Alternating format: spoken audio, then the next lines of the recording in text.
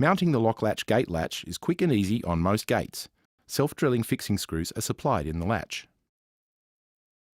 The mounting bracket can be rotated and positioned to suit left or right swinging gates.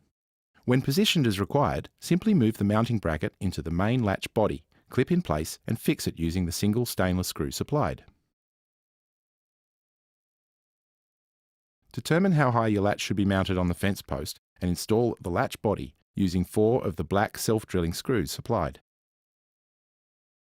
Now take the striker bolt housing and line it with the centre of the latch body before installing 4 more screws. Note the adjustment slots in the striker housing that allow you to easily align the latch parts. Close the gate and check that the latch engages smoothly and correctly. Insert the key to ensure it locks and unlocks. Your LokkLatch gate latch is now ready for use.